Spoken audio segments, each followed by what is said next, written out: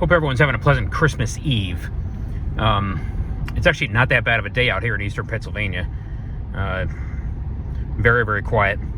A little bit overcast, but no snow, no ice, and none expected anytime soon. And when you get to a certain age, you don't mind that in the least. The big news this weekend is that the EPA and Cummins on Friday afternoon announced a so-called record fine or settlement of $1.675 billion that Cummins agreed to pay to resolve a claim that actually first started in California, not even with the EPA, but with the California Air Resources Board, or CARB, the dreaded and hated CARB, which accused Cummins of cheating on their emissions in certain 6.7 Cummins diesels, specifically in Ram pickup trucks. And there's been a lot of questions about it, not a ton of information since then, and it's only been 48 hours, a couple of videos, a couple of articles, a few news releases, and just a lot of speculation, and a lot of inaccurate information that's been floating out because again, the lack of information creates sort of confusion and creates guessing.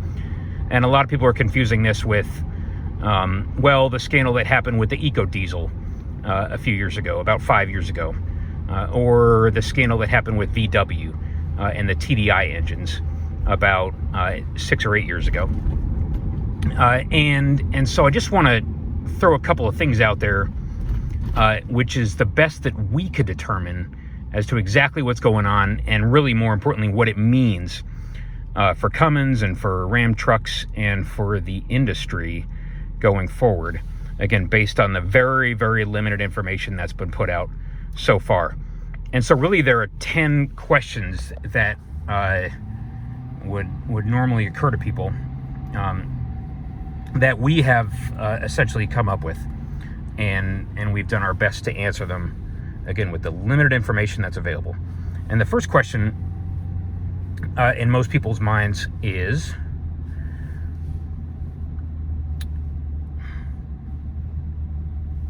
dramatic pause, which trucks does this affect and why? Again, which trucks specifically are in question or affected, and why those model years and why those specific models? Okay, as of right now, we know that it starts, it's 6.7 Cummins diesels in Ram pickup trucks, starting in model year 2013 and continuing all the way through to model year 2023. So it's actually 11 model years. And why is it 2013, out of curiosity? That was the first year that this problem applies to. And if you know your history of Ram pickups, you know that 2013 was the first year that they installed a DEF system, otherwise known as SCR, or Selective Catalytic Reduction, which is really the third and final emission system that Ram installed in their pickups.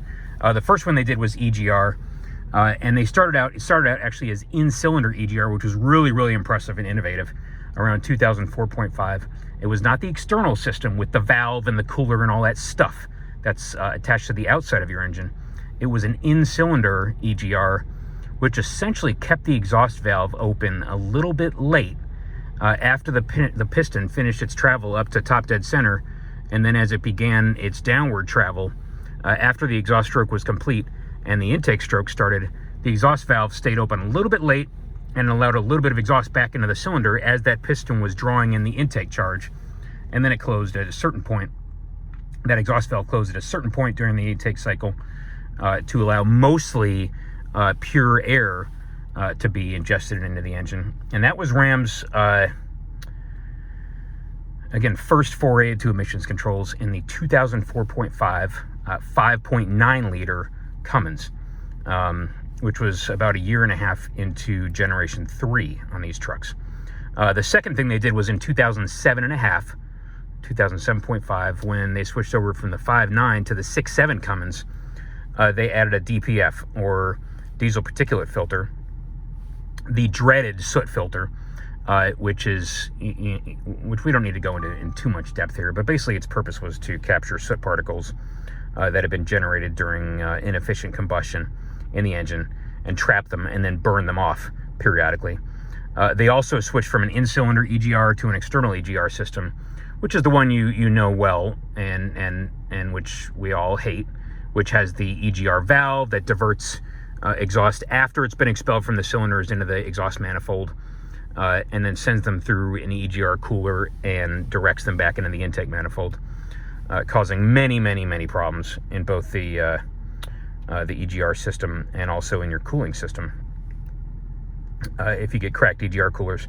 But the third and final system that Ram installed in their trucks, the third and final emission control system, which is the subject of this so-called scandal, is called the DEF system, or diesel exhaust fluid, otherwise known as the SCR system, or selective catalytic reduction system. And the purpose of that system, in conjunction with EGR, in addition to EGR, is to reduce the amount of nitrogen oxides that your engine produces and that then escape into the atmosphere, causing so-called health problems and smog and a lot of other things.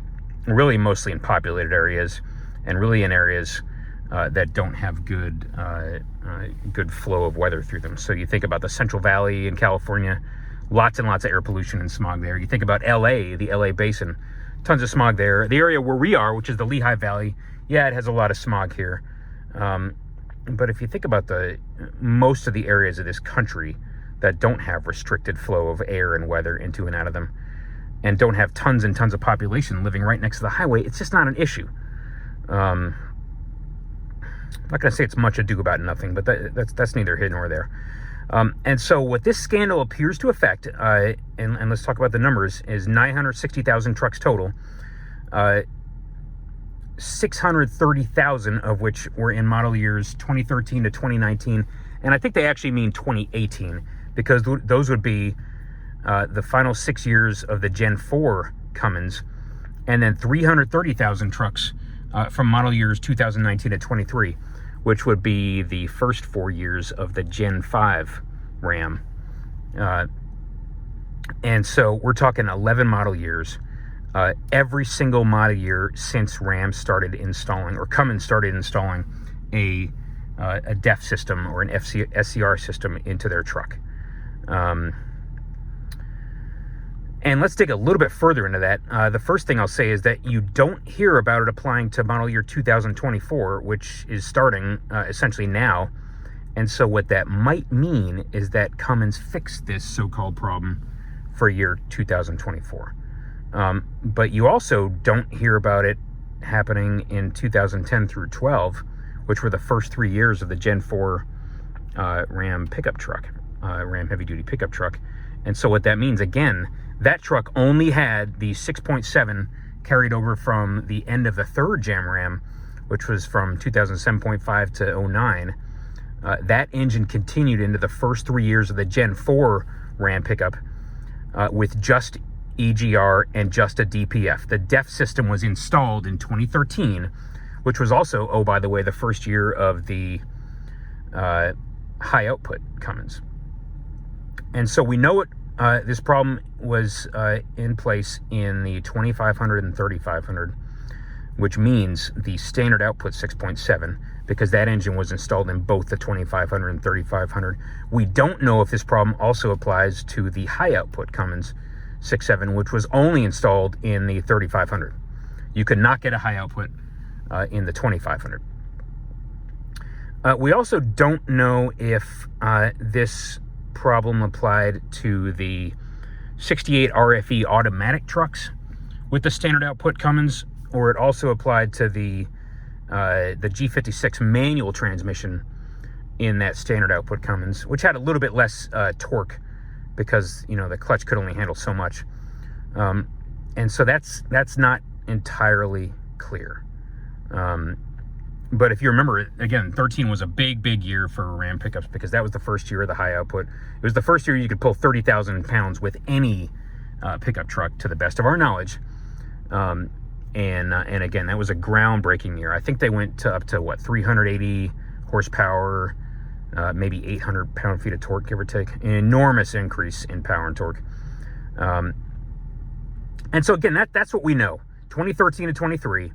at least the standard output, because it affects the 2500 and 3500, may or may not affect the high output, and it might affect the 68 RFE automatic equipped trucks and or G56 equipped trucks.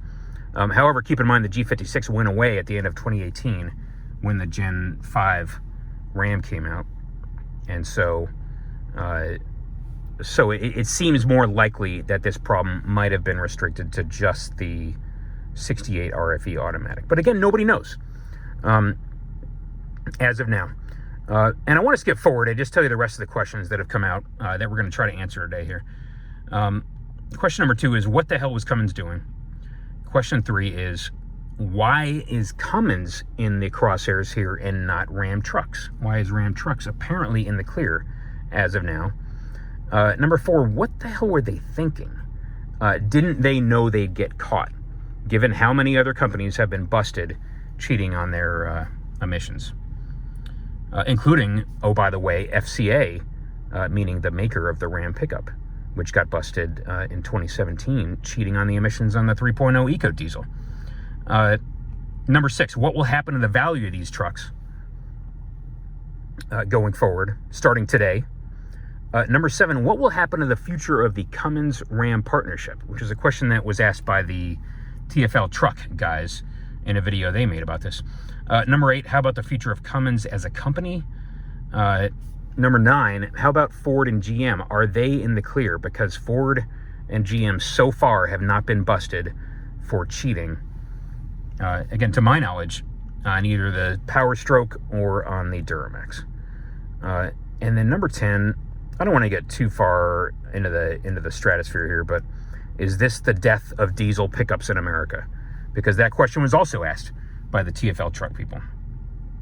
And I don't want to take too long, because you all have a lot better things to do on Christmas weekend than listen to people talk about pickup trucks. But again, just briefly here. So we answered question number 1, which trucks does this affect and why? Question number 2, what was Cummins doing? Okay.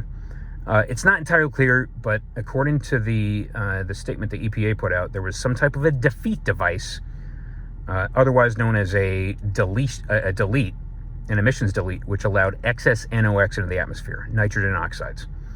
And nitrogen oxides, unfortunately, are a product of efficient combustion, high temperature combustion. And high temperature combustion and efficient combustion is what you want when you're generating power and torque and getting good gas mileage. And so unfortunately, in the course of turning the dial on their engines and increasing the power and torque and efficiency, they also, again, Cummins discovered that they were producing a massive amount of NOx. And they had 2 extra years to get this system dialed in, because if you keep in mind, Ford introduced an SCR system in 2011 when they came out with the 6.7 Power Stroke that replaced the 6.4. And GM also introduced an SCR system, a DEF system, in that same model year, 2011, when they introduced the 6.6 LML Duramax. And so Ford and GM had a 2-year head start on Ram and Cummins with the DEF system, and yet so far Ford and GM have not been busted for cheating. And so what exactly were they doing? It's not clear. Somehow they were defeating it would appear that they were defeating the sensor that tells the engine that it's producing too much NOx, even after the DEF has been injected. You know, there's an upstream and a downstream NOx sensor in your exhaust system. The upstream is before your DEF injector. The downstream is after your DEF injector, which allows you to determine how efficiently the DEF is being used and whether you need to inject more. And so it would appear that perhaps that second NOx sensor was disabled, or it was being cheated and producing false results to make the system think, okay, we're injecting all the DEF we need to because or using all the EGR that we need to, and the emissions, the NOx has been cleaned up, we're good to go. In a way that maybe if that downstream NOx sensor was not defeated, the system would think, oh God, the NOx is still way too high. We need to either inject more DEF into the exhaust, or we need to use more EGR. And so was it an electrical or mechanical system? Nobody knows. But again, it does not appear to be DPF or soot related. And you can tell that by just reading the Attorney General, our friend Merrick Garland, in his statement, where he says the types of devices we allege Cummins installed in its engines to cheat federal environmental laws have a significant and harmful impact on people's health and safety, blah, blah, blah. For instance, in this case, our preliminary estimates suggest that defeat devices on some Cummins engines have caused them to produce thousands of tons of excess emissions of nitrogen oxides. Okay, he's not talking about soot particles. So it's not the DPF that we all love to hate. And it may or may not be the EGR, which we also love to hate. But keep in mind, Cummins had EGR in their engines for model year 2007 and a half, 8, 9, 10, 11, and 12. So 6.5 years before this so-called defeat device started being installed in model year 2013. So again, EGR does not necessarily appear to be the culprit here. It appears to be something Cummins started doing in 2013, the first year that they installed a DEF system in their truck. Okay, so that's number 3.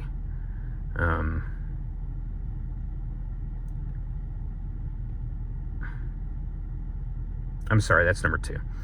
Why number 3, question number 3 is, why does this affect Cummins and not Ram trucks, aka Fiat Chrysler or FCA, and now Stellantis? And the answer is that apparently, as of now, only Cummins knew about this. So Ram trucks apparently, as of now, did not know about this, or perhaps were willfully ignorant. Okay, they do not appear to be a guilty party. And this is different from the previous scandal where FCA, Fiat Chrysler, paid $800 million in fines and settlements because of all the cheating that the 3.0 Eco Diesel was doing, which was in the Ram 1500 and also the certain Jeep Grand Cherokees. Okay, question number 4. I don't want to get too philosophical again. What the hell was Cummins thinking? Didn't they know they'd get caught?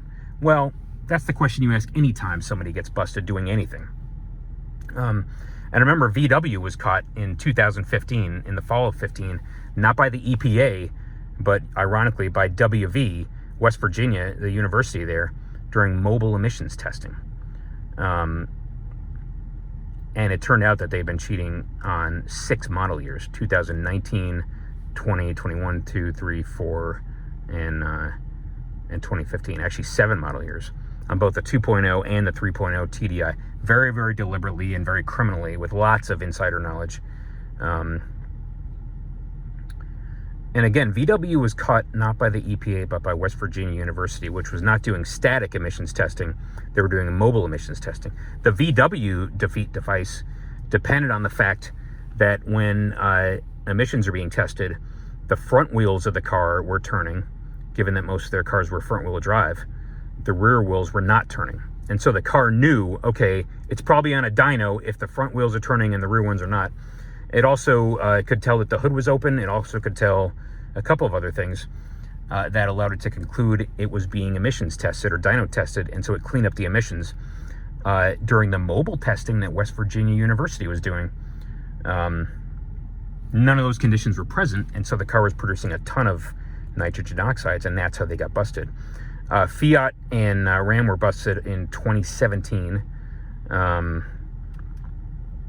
And unlike VW, all they had to do was a software fix. VW had to do a very, very complicated software and hardware fix.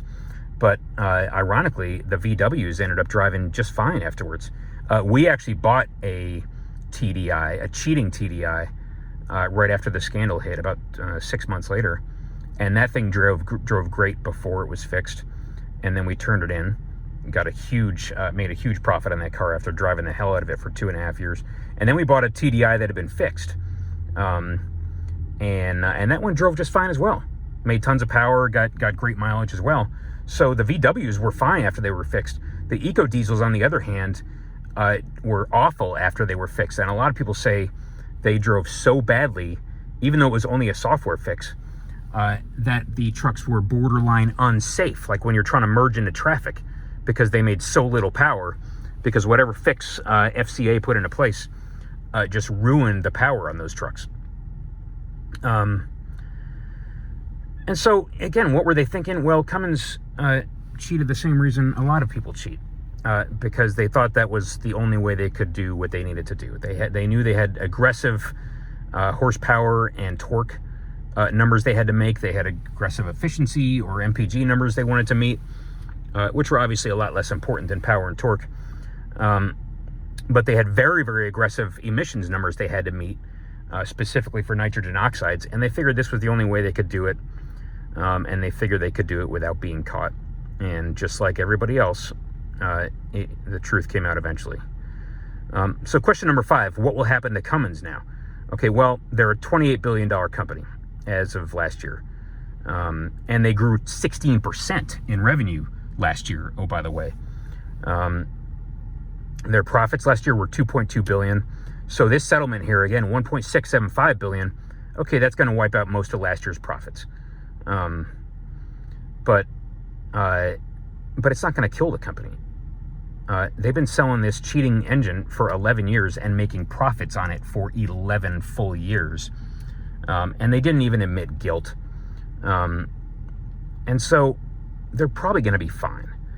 They have said that they've recalled the trucks, some of the trucks specifically. We initiated a recall of model years 2013 through 18, okay, which means 4th gen Rams, and previously accrued a total of $59 million for the estimated cost for executing these and other recalls. Okay, so they've already recalled a ton of these trucks and paid to fix them. And what the fix is, it's not clear right now. Some people say all that it takes is a reflash of the ECM, and then you're back on the road, but that's not confirmed. And then think about it this way: the fine is $1.67 billion over the, and you divide that by 960,000 trucks. Really, that's only about $1,800 per engine. Okay, but you know how much a Cummins diesel costs right now? $9,695 in a 2023 Ram. Okay, so really Cummins has taken a hit of about 18% of the retail cost of the standard output 6.7. All right, they're not having to eat the entire cost, 18% of the cost, which might be their profits on that engine. And maybe Ram trucks have an equal markup on it. So who knows? The high output Cummins on the 2023 is $12,495, and so the fine again of $1,739 per engine only represents 14% of the cost of a high output, the retail cost to a customer. So maybe the EPA, in the course of figuring out this fine, decided to penalize Cummins, their profit on every single 6.7 diesel that they've sold. But they definitely haven't hit Cummins for the actual cost of those engines. Potentially all they're paying is just their markup. But we don't know what their markup is. And so it doesn't sound that bad, right? But at the same time, Ram Trucks might sue them for reputational damage, because again, as of now, it doesn't appear as if Ram Trucks knew what was going on. It appears as of now that just Cummins was doing this. Cities and states might sue Cummins, if they can sort of concoct some type of claim that Cummins diesels were causing health damage to their citizens. And that's entirely likely. And the other thing that might happen is that owners, meaning pickup truck owners, might sue them by way of like a class action lawsuit. And some of them might demand that Ram/Cummins take their trucks back. I would suspect that's a lot less likely than when Dieselgate hit the VWs, because a lot of Cummins pickup truck owners could care less about what the EPA says, and might even think it's kind of funny that Cummins installed a factory delete device or defeat device in their truck.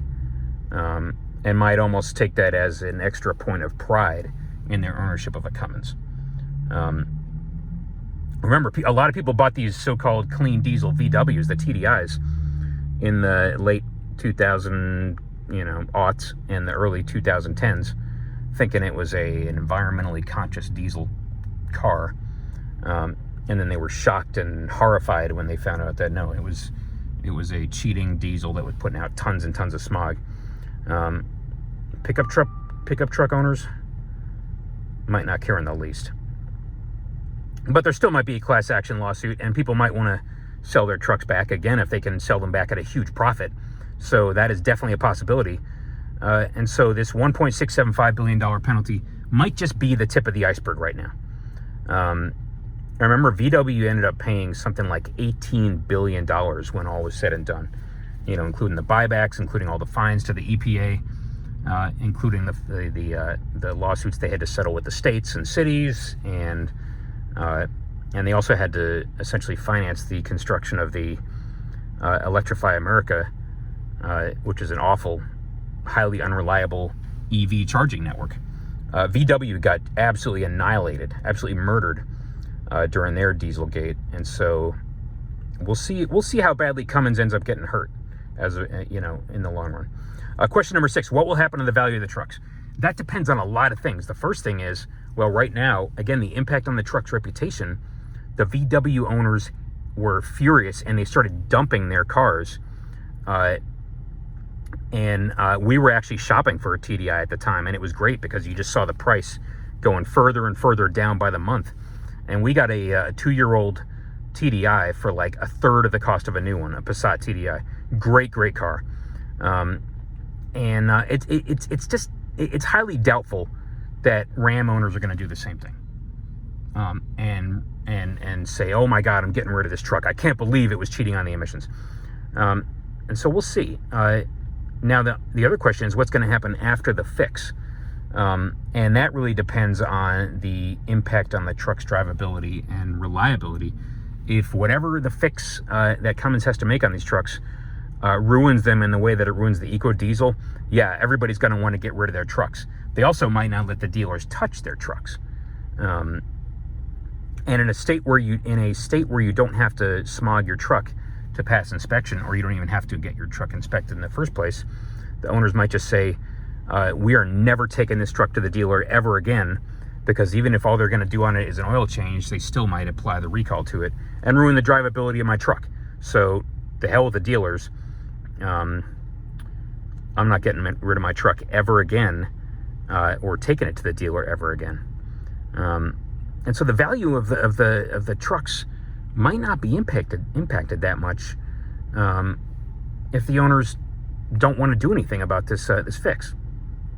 Really, the bigger impact on the value is how saturated the market is right now. And compared to a couple of years ago, the market is heavily saturated, even oversupplied, you might say, oversupplied. The other thing that the fix might change is the truck's power and MPGs. And yeah, it might reduce the power a little bit, might reduce the MPGs a little bit, depending on what they have to do. Or they might just increase the DEF consumption to what you see in the Super Duty here, the 23 Super Duty, which guzzles DEF. And if that's all that happens, again, there might not be that much of an impact on the value of these things. If there's a buyback, well, then the value of the trucks will depend on how well the original owners versus maybe the second owners get compensated. Because when the EcoDiesel either had a buyback or a settlement, there was a complicated formula depending on whether you were the original owner or whether you were the second owner before or after the scandal hit. Okay, question number 7. What will happen to the future of the Ram-Cummins partnership? And the TFL guys were asking this question when they did their video about this 2 days ago. And to be honest, it would be astonishing. It would be shocking if Ram Trucks gets rid of the Cummins diesel. That's half the reason people buy a Ram right now anyway. 60 or 70% of the reason people buy a Ram pickup heavy duty is because they want that Cummins diesel in it. And they've got nice interiors, and at least the Gen 4s look very, very good on the outside. And they're tough trucks. They're very, very tough, durable trucks. There's a reason why most of the hot shots that you see are Super Duties or Cummins. They've been partners since '89. Really, Ram and Cummins kicked off the heavy-duty diesel pickup truck war when they first got together in '89. And it would be shocking if this so-called scandal has any impact on their relationship. Nobody's going to stop ordering them the way they stopped ordering TDI VWs. Again, Cummins and Ford rule the heavy-duty diesel pickup truck market. And the hotshot market, if you know what that is, that's someone driving like a dually with a 48-foot trailer hitched up to it and a bunch of cars on the back, or a bunch of air conditioning equipment or whatnot. Cummins as a company is in a lot of markets, and this is question number 8. What will happen to Cummins as a company? They're in a ton of markets. They don't just make pickup truck engines. They make trucks. They make engines for all kinds of heavy-duty trucks, generators the size of your house. They make a million different types of products. And financially, this will not kill them. But a lot of trends are starting to go against them, mostly as it relates to the EPA and emissions standards, and to a somewhat lesser extent, the electrification of powertrains. So we'll see in the long run. It's not clear. Question number 9, are Ford and GM in the clear? As of now, apparently so. Nobody has caught Ford cheating on the emissions on the 6.7 Power Stroke, and nobody has caught GM cheating on the emissions on the 6.6 Duramax so far, although you got to think they're in the crosshairs. So we'll see what happens to them. Again, they're in the clear as of now. And then question number 10, is this the death of diesel pickups in America? Another question that the TFL people were asking in their video. Well, according to the owners, absolutely not. The owners love their pickup trucks. They don't like the emission systems on them, but they love their damn diesel-powered pickup trucks. There is nothing else that could pull a 30,000-pound trailer across the country. A 40,000-pound trailer now, as of 23, with the Ford high output in the F450. Nothing else with the power and efficiency of a light-duty pickup. I should say of a heavy-duty pickup, medium-duty truck. But the EPA is already trying to kill them, and has been trying to kill them for a long time. And this just sort of moved the ball down the road a little bit. But we know EVs cannot replace diesels anytime soon. They can't even replace light-duty pickup trucks. And that's why the Ford F-150 Lightning is doing so badly in the marketplace. Even though their sales were up a little bit in November, Ford is cutting their production in half next year in 24 because they can barely give them away, even at a gigantic discount. Nobody wants an electric pickup truck. We'll see if they want a Cybertruck. We'll see. But people who own a diesel-powered pickup truck love their diesel pickup and never want to get rid of it. And oh, by the way, a hotshot pickup, meaning a 3500 dually, is the most efficient way, you might even say the most environmentally conscious way, to move small and medium freight loads across the country, up to a GVWR of about 45,000, maybe 50,000. A dually pickup truck gets double the efficiency of a semi-truck, an 18-wheeler. It gets about 10 or 12 miles to the gallon fully loaded. 9, 10, or 12 miles to the gallon fully loaded versus 5 to 6 miles to the gallon. So if you care about the environment, you don't want to kill diesels in pickups, because diesels, again, have double the efficiency in a pickup truck that they do in an 18-wheeler for the types of loads that a pickup truck can pull. And at the same time, 2027 is right around the corner. We know these new EPA standards, which were finalized actually a year ago, last December, are trying to reduce NOx and soot output by 80% compared to current levels, which are already 98% lower than in 1988. And so it's like the EPA is just trying to strangle diesel engines out of existence. And this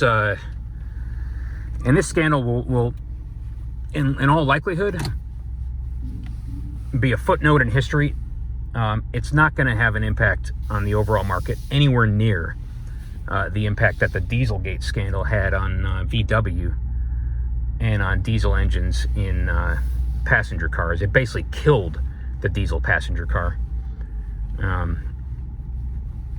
And this scandal is not going to kill the diesel powered pickup. What might severely damage and eventually kill the diesel powered pickup is these new 2027 regulations that are coming out in just 3 short model years, okay? And unless a new administration alters or changes or eliminates them, that could have a much, much worse impact on the future of diesel pickup trucks in America than this so-called Cummins Dieselgate 2.0, which we just learned about 2 days ago. Everybody's sort of breathlessly huffing and saying, oh my God, Cummins is over, this is the end. Probably just need to simmer down and relax and understand that pickup truck owners, a lot of pickup truck owners could care less that their Cummins diesel has been putting out excess nitrogen oxides. And in fact, a lot of them are perfectly fine with that fact because of their feelings about the EPA. Again, what could be the nail in the coffin of diesel-powered pickup trucks and potentially even semi-trucks going forward is these new 2027 regulations, which you probably want to read up on if you haven't heard about them. And that's a can of worms that we are only just beginning to have to think about and deal with and react to. People who, like us, own a Cummins from 2003, which has no catalyst, basically a straight exhaust, no EGR, not even the in-cylinder EGR, no DPF, and no SCR system, meaning no DEF system. That's just going to make people like us never, ever, ever want to get rid of those trucks as long as we live. Because those things, if you own one of those, oh my God, those are great. And again, an owner of a 2013 to 23 Cummins might feel the very same way about their truck. Might never want to take it to the dealer again because you know the dealer's going to flash it the first chance they get, and might make sure they register it in a state that doesn't force you to emissions test your car, meaning smog your car or truck, because they don't want whatever fix is going to happen to be applied to their Cummins. So we'll see. We'll see. Again, there's a lot more to find out about this so-called scandal, and it's only been 48 hours since the news first came out. Did not mean to make this long a video, but there was a lot of material to cover. Hope you all have a great Christmas tomorrow, and we will talk to you later.